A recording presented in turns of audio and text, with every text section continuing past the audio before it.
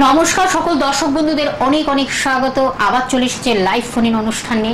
আপনারা তো এই সময়টা জানেন যে তার অপেক্ষায় বসে থাকেন। হ্যাঁ, অনেক কিছু আপনারা জানতে পারেন, কারণ কিভাবে আপনার জীবনে সফলতা ফিরে আসবে, কিভাবে আপনার জীবনটা একেবারে উন্নতির শিখরে পৌঁছে যাবে, ভাগ্য সর্বক্ষণ আপনার সৌভাগ্যে পরিণত হবে, দুর্ভাগ্য সবসময় সৌভাগ্যে পরিণত হবে, সব কিছু বিশদভাবে আজকে আপনারা জানবেন।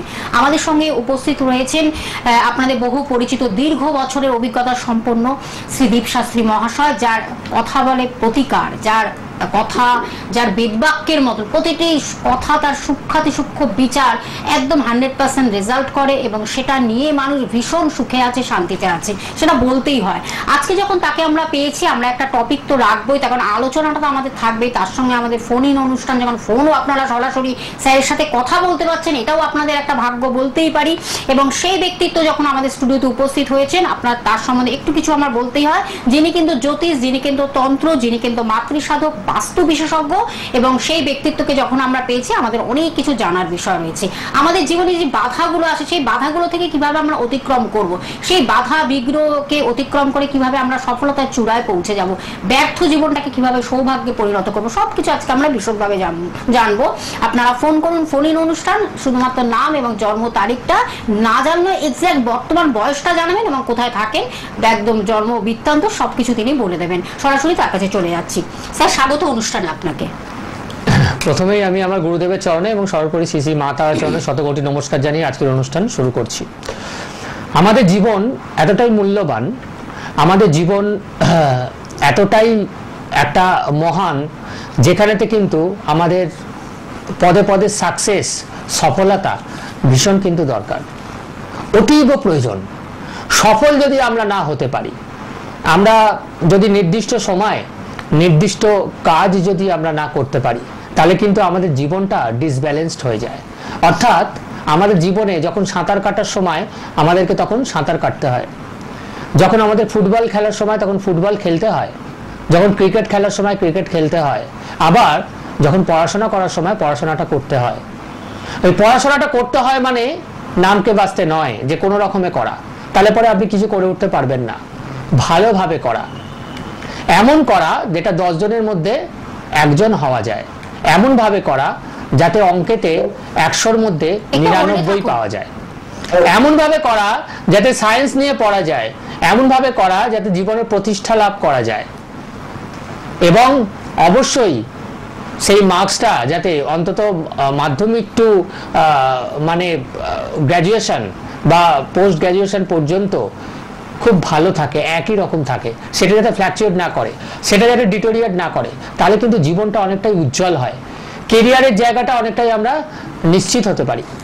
ঠিক সেরকম আমাদের পড়াশোনা যখন কমপ্লিট হয়ে যায়, তারপরে আমাদের যখন কেরিয়ারের সময় আসে, চাকরির সময় আসে, সেই সময়টাও কিন্তু একটা ভালো চাকরি পাওয়া খুব দরকার, নাহলেও কিন্তু জীবন ডিসব্যালেন্সড হয়ে যায়। আমাদের যখন বিবাহ করার সময় আসে, একটা নির্দিষ্ট বয়সের মধ্যে বিবাহ করাটাও ভীষণ দরকার, নির্দিষ্ট বয়সের মধ্যে সেটা অবশ্যই দরকার।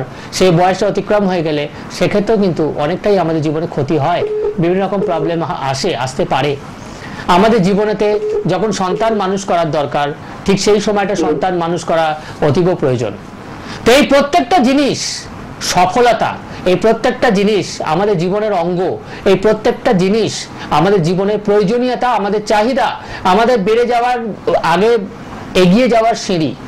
এই সিঁড়িগুলো যদি নির্দিষ্ট সময়ে আমরা অতিক্রম করতে না পারি, বিভিন্ন বাধা বিপত্তির যদি সম্মুখীন হই, বিভিন্ন অসফলতার যদি মুখ আমাদের দেখতে হয়, তাহলে আমাদের জীবন কিন্তু অন্ধকারময় হয়, ব্যর্থ হয়, ডুবে যায়, ডুবন্ত সূর্যের মতন হয়।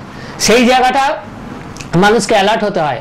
আমাদের জীবনে যে সকল বাধা বিপত্তি আছে, সেই সকল গ্রহগত কারণে সেই সকল গ্রহগুলোকে কিন্তু রেকটিফাই করতে হয়, চিনতে হয়, জানতে হয়, তাদের যে ইন্ডিকেশনগুলো সেগুলোকে ধরতে হয়, এবং সেই অনুযায়ী আমাদের যথার্থ সংস্কার, প্রতিকার, প্রতিবিধান করে আমরা নিজের প্রচেষ্টার দ্বারা নির্দিষ্ট সফলতায় পৌঁছে আমাদের জীবনকে কিন্তু আলোকিত করতে হয়।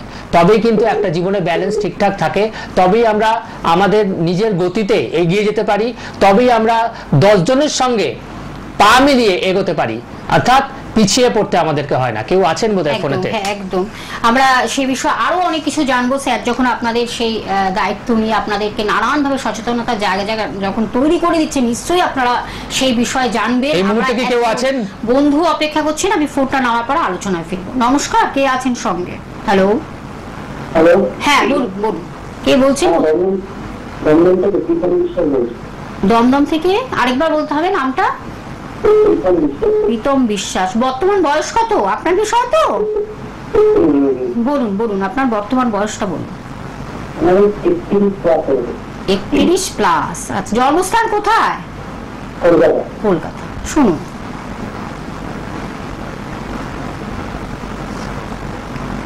কেরিয়ার আর বিবাহ নিয়ে প্রশ্ন কি? কেরিয়ার আর বিবাহ নিয়ে প্রশ্ন? ভীষণ বাধা বিপত্তির সম্মুখীন হতে হয় কি? প্রচন্ড বাধা বিপত্তি এই জায়গাটা আমি পাচ্ছি, ঠিক আছে? শনি রাহু মঙ্গল ভীষণ ভাবে পীড়িত আছে, ঠিক আছে? এবং বাধা বিপত্তিটা এতটাই প্রবলতর রয়েছে যেখানেতে গিয়ে হওয়া কাজ হতে গিয়ে হাত থেকে বেরিয়ে যাবে লাস্ট টাইমে। এরকম সম্মুখীন হয়েছেন? কতবার হয়েছেন?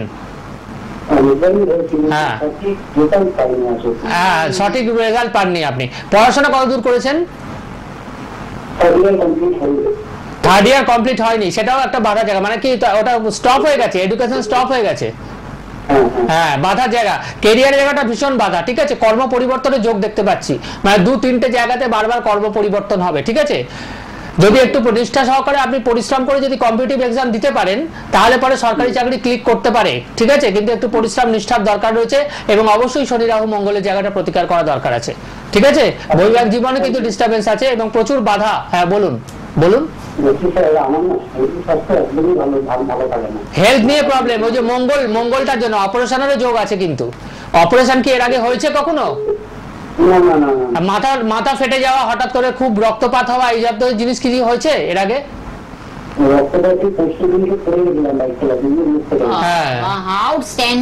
এইটা বলছি, মঙ্গলের জায়গাটা ভীষণ পীড়িত আছে। পরবর্তীকালে গল ব্লাডার টিউমার এই জাতীয় কিছু অপারেশন হতে পারে, এই জাতীয় রোগের সঞ্চার হতে পারে।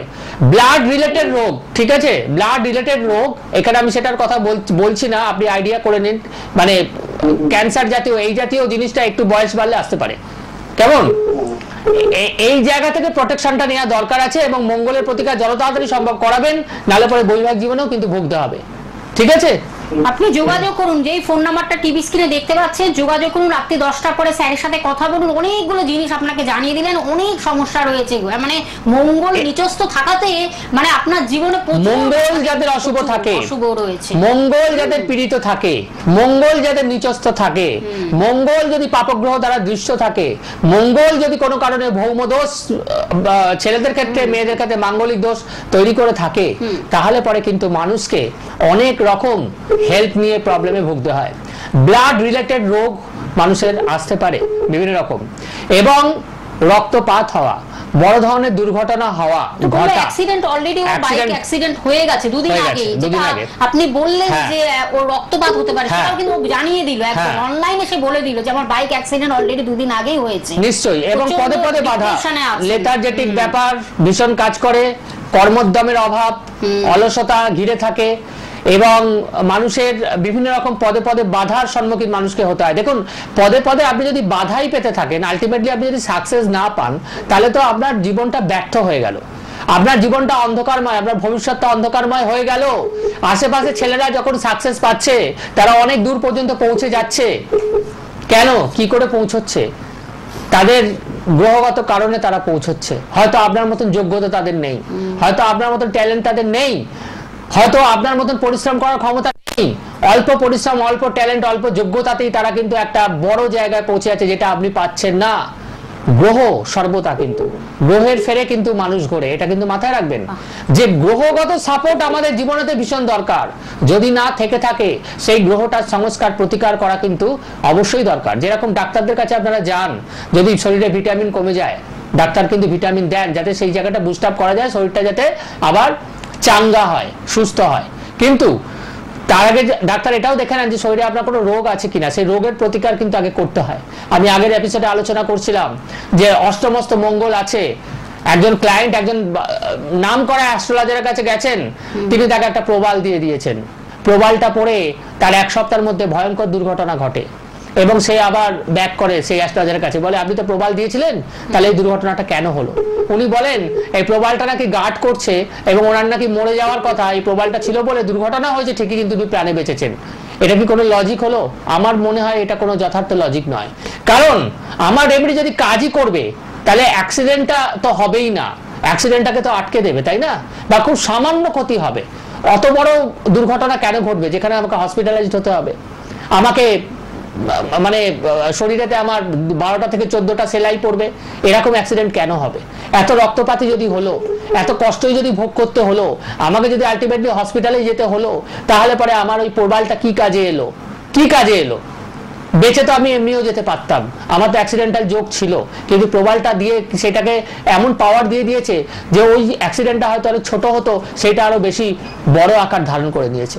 তাহলে আমি কি বলছি, যে গ্রহটা আমাদের জীবনেতে মারক গ্রহ, যে গ্রহটার দ্বারা আমাদের জীবনে ক্ষতি হতে পারে, যে গ্রহটা এমন জায়গায় প্লেসড হয়ে রয়েছে যেটাকে পাওয়ার দেওয়া একদমই উচিত নয়, কিন্তু কোন কোন অ্যাস্ট্রোলজার সেটা করে থাকেন, যার ফলে কিন্তু ভালোর জায়গা বদলে, ভালোর বদলে মন্দের জায়গাটা অনেক বেড়ে যায়, অনেক বেশি আকার ধারণ করে এবং তার ফলটাও কিন্তু মারাত্মক হয়। তাহলে শরীরে জ্বর হলে আগে জ্বরকে ভালো করতে হয়, তারপর ভিটামিন খেতে হয়। ঠিক সেরকম গ্রহদের ক্ষেত্রেও তাই। যদি ডিসপ্লেসমেন্টে কোনো গ্রহ থাকে যেটাকে পাওয়ার দেওয়া উচিত নয়, সেটার আমি কি করব? সেটার আমি নিশ্চয়ই প্রতিকার প্রতিবিধান করব। সেটা কিভাবে? তন্ত্রোক্ত উপায়ে, হোম যজ্ঞের মাধ্যমে। স্যার সেই বিষয়ে জানবো, একজন বন্ধু অপেক্ষা করছেন, ফোনটা আগে নিয়ে নিচ্ছি, তারপর অবশ্যই আমরা আলোচনায় ফিরবো। নমস্কার, কে আছেন সঙ্গে? হ্যাঁ, আমি বীরভূম জেলার বোলপুর থেকে বলছিলাম। বীরভূম জেলার বোলপুর থেকে, বলুন কার বিষয়ে জানবেন? হ্যাঁ, আমার নিজের বাবারই জানতে চাই। বলুন আপনার নাম বলুন, এক্সাক্ট বয়সটা বলুন। আমার নাম হচ্ছে শুভদীপ নায়ক। আগে কি আপনি ফোন করেছেন? না, আমি করি নাই। শুভদীপ নায়ক, বয়সটা বলুন। বর্তমান বয়সটা বলুন। বর্তমান বয়স হচ্ছে 33 বছর। বুঝলাম না। কত? 33। আচ্ছা, কেরিয়ার নিয়ে প্রশ্ন আপনার? কেরিয়ার আর বিবাহ নিয়ে প্রশ্ন? হ্যাঁ, একদম ঠিক বলে, একদম দুটোই জানতে চান না একটা জানতে চান? না, দুটোই জানতে চাই। বিয়ে হয়েছে? বিয়ে হয়েছে কি? না, বিয়ে হয় নাই। বিয়েটা খুব এখানে বিলম্ব দেখতে পাচ্ছি আমি। শনির জায়গাটা খুব সমস্যা আছে, ঠিক আছে? সম্বন্ধ দেখাশোনা হয়েছে, সেটা কেটে গেছে বা ফাইনালাইজড হচ্ছে না, এরকম কিছু প্রবলেম চলছে? কতদিন যাবত চলছে? এটা মনে হয় 2018 সাল থেকে হচ্ছে। হ্যাঁ, 18 সাল থেকে, অনেকদিন ধরে চলছে। এই যে শনির জায়গাটা মারাত্মক ভাবে প্রবলেমেটিক আছে আপনার, বুঝতে পেরেছেন? মানে ওটা জায়গাটা প্রতিকার না করলে কিন্তু আপনি কিন্তু এই জায়গাটা, আর ইঞ্জিনিয়ারিং জাতীয় কোনো কর্ম আপনার ক্ষেত্রে খুব সুটেবল হতো। আপনি কি করেন বর্তমানে, এখন কি করছেন? আমি বর্তমানে একটা আধার সরকারের একটা অর্থের কাজের সঙ্গে যুক্ত আছি। হ্যাঁ, তো সেটা কি কোনো ইঞ্জিনিয়ারিং মানে কানেক্টেড নয়? কানেক্টেড নয় এখানে। হ্যাঁ, এইখানে টেকনিক্যাল বা ইঞ্জিনিয়ারিং এতে আরো ভালো উন্নতি হতো। সরকারি চাকরি যোগ আপনার আছে, ঠিক আছে? ক্যারিয়ারের জায়গাটা আপনি উন্নতি লাভ করবেন ভালো মতন, কোনো অসুবিধা নেই। কিন্তু বিবাহের জায়গাটা প্রবলেম আছে, বিফোর ম্যারেজ আফটার ম্যারেজ দুটোতেই প্রবলেম আছে। বিফোর ম্যারেজ লেট হবে অনেক, চট করে ক্লিক করবে না। আফটার ম্যারেজ কিন্তু অনেক রকম এখানে তো প্রবলেম দেখতে পাচ্ছি, ডিভোর্সের যোগ আছে, বুঝতে পেরেছেন? আপনি রাত্রি 10টার পরে কথা বলুন স্যারের সাথে, ঠিক আছে? ফোন নাম্বার দুটি যেটা আপনারা টিভি স্ক্রিনে রেড বক্সে যে নাম্বার দুটি দেখতে পাচ্ছেন, আমি ফোন নাম্বারটা বলে দিচ্ছি। 9748150037 একটি নাম্বার, এবং হোয়াটসঅ্যাপ নাম্বার যেটা 7449393701।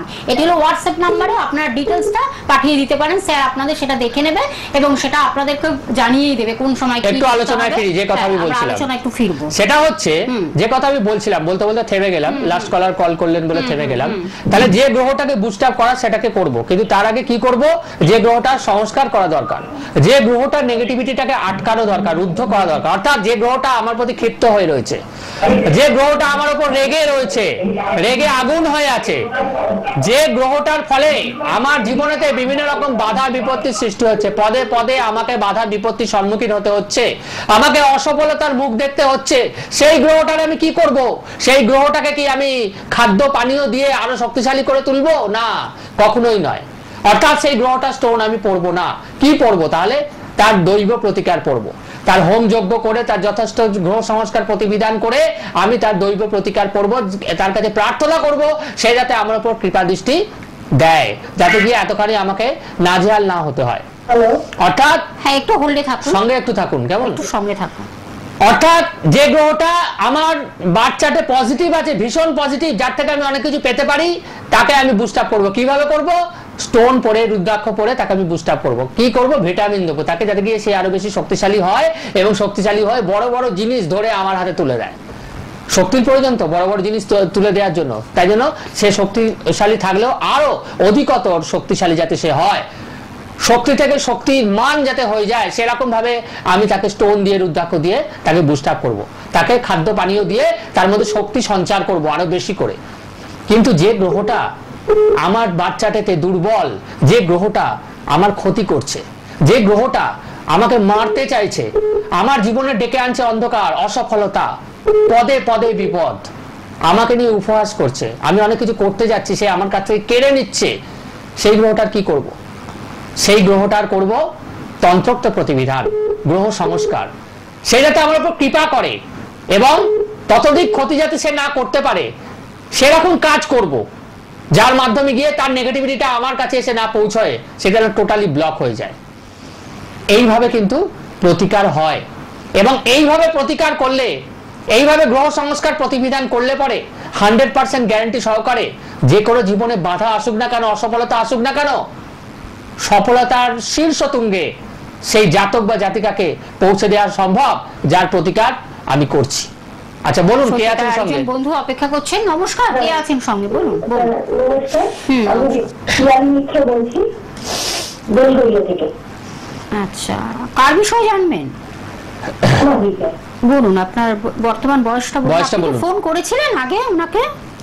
না না না না না, আচ্ছা বলুন, বয়সটা বলুন। বর্তমান বয়সটা বলুন। 40 40 হয়নি, আচ্ছা 39 plus। আচ্ছা আচ্ছা, আপনার বৈবাহিক বা পারিবারিক ব্যাপারে আপনি কিছু জানতে চাইছেন? হ্যাঁ হ্যাঁ, পারিবারিক বিষয়ে, পারিবারিক কলহ কিছু আমি পাচ্ছি, আপনার ডিস্টারবেন্স কিছু আমি পাচ্ছি, ঠিক আছে? বৈবাহিক জীবনেতে আপনার ডিস্টারবেন্স কিছুটা রয়েছে, মঙ্গলের কিছুটা প্রবলেম আছে, ঠিক আছে? এবং পারিবারিক শত্রুতা আপনার কিছুটা থাকবে, পরিবারের মধ্যে শত্রু আছে, গুপ্ত শত্রু, সেটা টের পান আপনি? বুঝতে পারেন? না, বুঝতে পারেন না, কিন্তু আপনার গুপ্ত শত্রু আছে, ঠিক আছে? পারিবারিক কলহ বা অশান্তিটা যেটা হয়, সেটা কি কারণে তো হয়, কি নিয়ে সমস্যাটা হয়? কিছু মানে খুব খাট দিয়ে কোনো সমস্যা, কোনো কিছুই নেই, হ্যাঁ। একটা কিছু নিয়ে আমার তৈরি হয়ে মতে যায়। মিল হয় না। হ্যাঁ, অ্যাডজাস্টমেন্টের ভীষণ অভাব হয়, বুঝতে পেরেছেন? অ্যাডজাস্টমেন্টের ভীষণ অভাব হয়, কিন্তু এটা বিয়ের পর অল্প ছিল, এখন অত্যধিক মাত্রায় বেড়ে গেছে জিনিসটা, তাই না? হ্যাঁ এখন অত্যধিক মাত্রায় বেড়ে গেছে। বলুন হ্যাঁ, বলুন। আমার প্রশ্ন হলো যে আমার হলো যে আমার 5 বছর বিয়ে হয়ে গেছে, হ্যাঁ। কোনো সন্তান হয়নি। হ্যাঁ, সন্তানের জায়গা এখন আসছে না ঠিক মতন, কেতুর জায়গাটা ভীষণ ডিস্টার্ব আছে। ওই যে বললাম গুপ্ত শত্রু, গুপ্ত শত্রু কোথা থেকে আসে? কেতুর জন্য আসে। কেতুর জায়গাটা ভীষণ পীড়িত আছে, ডিস্টারবেন্স আছে, ঠিক আছে? তো এখানে সন্তানের জায়গাটা প্রবলেমেটিক আছেই, পঞ্চম ভাবটা আপনার পীড়িত আছে ভীষণ, ঠিক আছে? পঞ্চম ভাবটা পীড়িত আছে, এটা যথার্থ প্রতিকার করলে পরে সন্তান হবে, চিন্তা নেই, একটু লেটে হবে কিন্তু হবে, ঠিক আছে? এবং শত্রু দ্বারা কিন্তু ক্ষতির সম্ভাবনা, ওই জায়গাটা দেখতে হবে যে শত্রু দ্বারা কোনো ক্ষতি করা আছে কিনা, সেটা দেখে নিতে হবে। আপনি রাত্রি 10টার পরে কথা বলুন স্যারের সাথে, হ্যাঁ ডিটেলস এই বিষয়ে কথা বলুন এবং চটপট বুকিং করে চলে আসুন। আচ্ছা, এই যে শত্রুতার আলোচনায় যখন ফেললাম, সমস্যার সমাধান আছে, কিন্তু শুধু জানলে হবে না, বারবার আপনারা ফোন করছেন, জানছেন, ঠিক আছে, অনেকে রিপিট ফোনও আসছে, সবই বোঝা যায়। যাদের প্রবল কিন্তু শত্রু, এবারে এগুলো কার্যকরী করতে হবে, কারণ তন্ত্রোক্ত উপায় যেমন তিনি করে দেন, তার সাথে অ্যাস্ট্রোলজিক্যাল গাইডলাইন সব মিলে মিশে তিনি কিন্তু একদম আপনাকে টপমোস্ট জায়গায় পৌঁছে দেবেন। কারণ সেই নিয়েই আমাদের এই চ্যালেঞ্জিং অনুষ্ঠান আপনাদের কাছে আমরা পৌঁছে দিচ্ছি। স্যার আমরা একটু আলোচনা আবার ফিরবো। যাদের প্রবল শত্রু রয়েছে পরিবারের মধ্যে, যারা টের পাচ্ছেন না, ঠিক আছে, অথবা যাদের প্রবল শত্রু আপনারা বুঝতে পারছেন বিভিন্নভাবে আপনাদের ক্ষতি সাধন করার চেষ্টা করছে, আমি একটা মন্ত্র বলে দিচ্ছি, সেটা যদি নিয়মিত আপনারা করতে পারেন, স্নান করে উঠে ভগবান বিষ্ণুর যে 10 অবতার রয়েছে তার মধ্যে নৃসিংহদেবের মন্ত্র এটি, এবং নারায়ণের সামনে, ফটোর সামনে বসে বা নৃসিংহদেবের ফটোর সামনে বসে যদি আপনি মন প্রাণ ভক্তি দিয়ে এটা করতে পারেন, তাহলে পরে কিন্তু প্রবল শত্রুর হাত থেকে আপনি কিছুটা রক্ষা পাবেন সাময়িকভাবে। কেমন? সেটা হচ্ছে নমো সুর সিংহায় বিদ্মহে বজ্র নৌকায় ধীমহি তন্নো বিষ্ণু প্রচোদয়াৎ।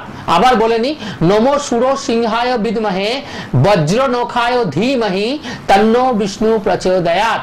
এইটা আপনারা করতে পারেন।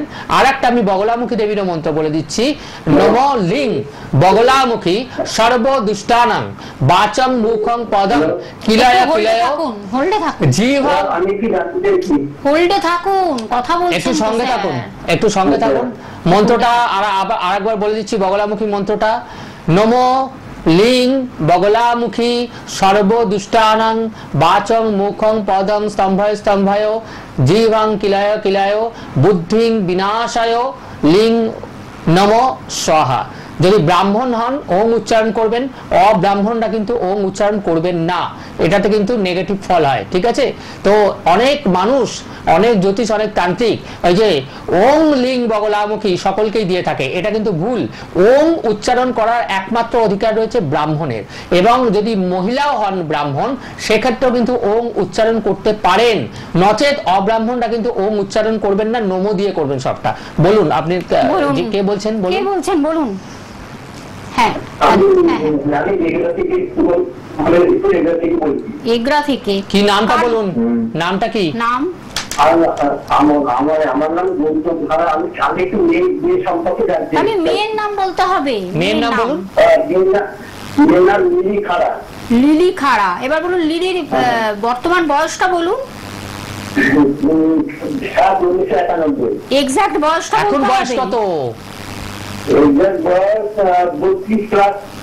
আচ্ছা, বিয়ে নিয়ে জানতে চাইছেন? বিয়ে হয়েছে? বিয়ে দিয়েছেন? না বিয়ে হয়নি, নিজেরা বিয়ে দেখাতে।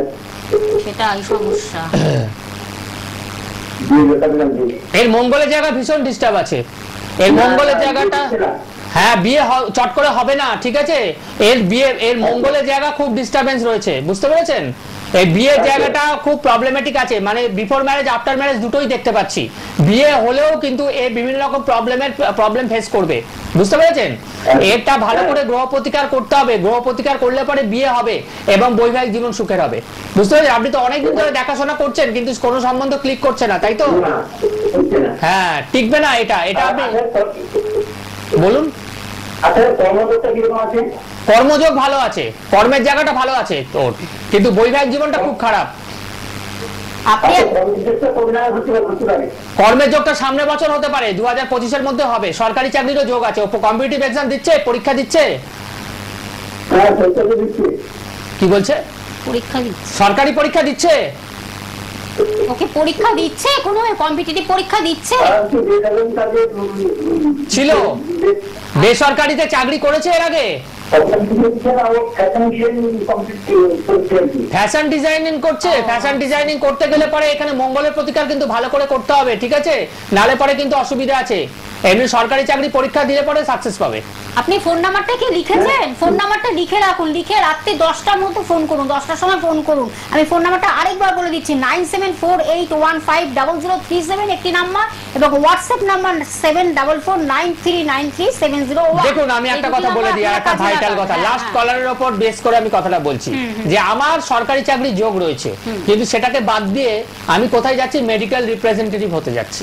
আমার সরকারি চাকরির যোগ রয়েছে, সেই জায়গাটা বাদ দিয়ে আমি ফ্যাশন ডিজাইনার হতে যাচ্ছি, ঠিক আছে? তো এইগুলোতে কি আমি হতে পারবো, ঠিক আছে মানছি, কিন্তু সাকসেসটা বেশি আমার সরকারি চাকরিতেই রয়েছে। সেখানে যদি আমি ঠিকমতো লেবারটা দিই, যদি সেখানে ঠিকমতো পরিশ্রমটা করি, তাহলে তো একটা শক্তপোক্ত চাকরি আমি পেতে পারি। নালে পরে আমার সেই জায়গাটা সাকসেস অনেক লেটে আসবে। এই জায়গাটা কিন্তু একজন ভালো অ্যাস্ট্রোলজারকে দিয়ে বিচার করে নেওয়া দরকার।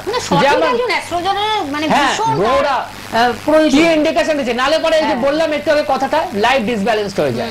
লাইফ ডিসব্যালেন্স অবশ্যই অবশ্যই অনেক আমি দেখেছি এরকম ছেলে মেয়েদের, অনেক ছেলে মেয়েদের এরকম দেখেছি যে আমার শখ রয়েছে যে আমি এটা হব, কিন্তু সেই শখটা গ্রহগত সাপোর্ট আছে কিনা সেটা দেখতে হবে। বাবা মায়ের লক্ষ লক্ষ টাকা খরচা করে আমি পড়াশোনা করলাম, তারপরে তো আমি দুদিন সেই চাকরিটা করলাম। এরকম অনেক ছেলেকে আমি দেখেছি যে এমবিএ করেছে, এমবিএ করে দুদিন চাকরি করছে, তারপর ছেড়ে দিচ্ছে, ছেড়ে আবার অন্য জায়গায় অন্য একটা, মানে এমবিএর সঙ্গে যার কোনো সম্পর্ক নেই, কোনো কানেকশন নেই, একদম কোনো কানেক্টিভিটি নেই, সে একদম উল্টো পথে গিয়ে যাচ্ছে, হয়তো অভিনেতা হতে যাচ্ছে। তার জন্মছকে কি আছে সেটা আগে দেখতে হবে, যে সে কোন দিকে গেলে সাকসেস পাবে। সেটা যদি না দেখে আপনি এমবিএ এর ফুল ফর্ম কি? Master of business administration. তাই সেইখানেতে কি হচ্ছে? সেখানে তো বিজনেসের জায়গা তার সে আর রাখছেই না, সে আবার উল্টে চলে যাচ্ছে, সরকারি চাকরি পরীক্ষা দিতে শুরু করছে। তাহলে এইরকম করলে পরে কি আলটিমেটলি বাবা মায়ের টাকা নষ্ট? তো যা করবেন পাকাপোক্তভাবে একদম প্রথম থেকে করুন, ডে 1 থেকে করুন, যেটাতে লেগে থাকবেন সেটা নিয়েই চলুন, সেটা নিয়েই থাকার চেষ্টা করুন এবং জেনে নিন যে কোনটা নিয়ে আপনি লেগে থাকবেন, জেনে নিন যে কোনটাতে আপনার সাকসেস আছে, সেই অনুযায়ী একজন অ্যাস্ট্রোলজারের হাত ধরে আপনি এগোন, তাহলে পরে আপনি অবশ্যই সাকসেস আসবে। আমাদের জীবনের সমস্ত বাধা বিপত্তি যা কিছু রয়েছে সবকিছু জ্যোতিষতন্ত্রের মাধ্যমে 100% দূর করে দেওয়া সম্ভব এবং আপনাকে পথে সঠিক দিশা দেখানো সম্ভব। একদম আমাদের সময় শেষ। পরবর্তী লাইভ অনুষ্ঠানে অবশ্যই আমরা ফিরে আসবো। প্রতিদিন আপনারা 1টা 10 অনুষ্ঠানটি দেখুন। সকলে ভালো থাকবে। আপনাকে অনেক সকলেরই ধন্যবাদ। মঙ্গল কামনা জানিয়ে আজকের অনুষ্ঠান